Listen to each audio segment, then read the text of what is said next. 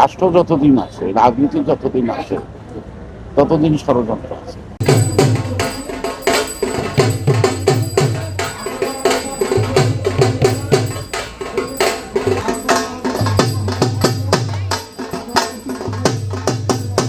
রাষ্ট্র যতদিন আছে, রাজনীতি যতদিন আছে, ততদিন ষড়যন্ত্র আছে।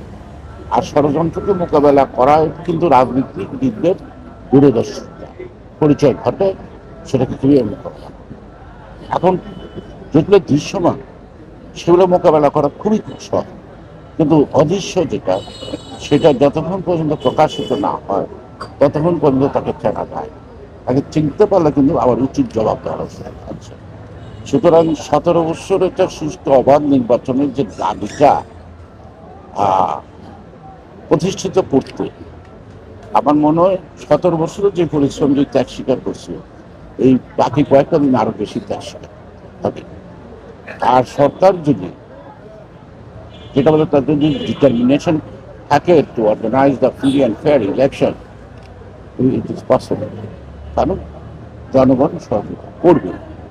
এখন সরকার যদি ভয় পায়, সরকারের মধ্যে যদি কোনো সরকার থাকে, তাহলে সরকার এই সরকারের মাধ্যমে বিপদে পড়বে।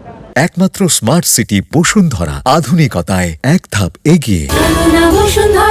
আমরা একটা বৃহত্তম রাজনৈতিক দল হিসেবে আমরা সর্বাত্মক চেষ্টা করছি এই সরকারের অধীনে নির্বাচনটা শুরু। এই সরকার যদি ব্যর্থ করে, তাহলে এমন একটা অজানা আশঙ্কা, এমন একটা ঘটনা ঘটবে যেটা এখন আমরা আশঙ্কা পারি। এটা জাতির জন্য হচ্ছে কোনো মানুষের জন্য, তাই না? তো সেক্ষেত্রে আমরা সক্রিয় আছি।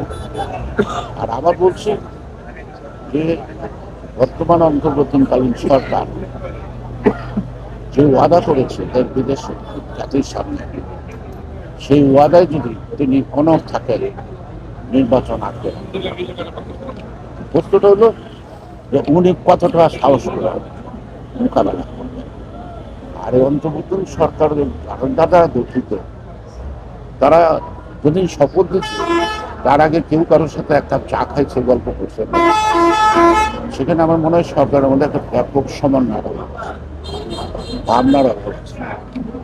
আর সবকিছুকে ঘিরা, প্রধান উপদেষ্টাকে ঘিরা কিছু অনাকাঙ্ক্ষিত, কিছু অনাকাঙ্ক্ষিত ঘটনা, অথবা যে নতুন করে যে একটা দাবি হচ্ছে, এই দাবিটা সবাই জানে এই যে সচল দেশের মানুষ করে না, বোঝে না, তাই সেই দাবিটা নিয়ে যখন তারা হুমকি দেয়, তখন বুঝে নিতে হবে এই যে কিছুদিন আগে সরকার তাদের প্রতি যে দুর্বলতা দেখাচ্ছে, তার